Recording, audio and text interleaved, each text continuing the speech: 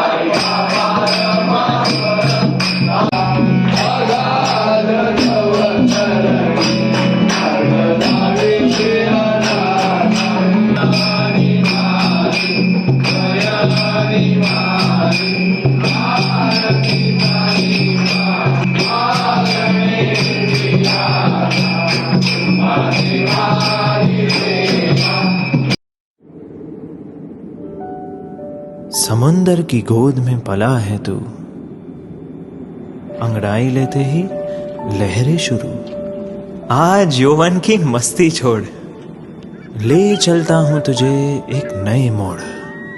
आजा तुझे माँ पुकारे अब, छेड़ देते हैं बीच से कुछ शरारत हंसी।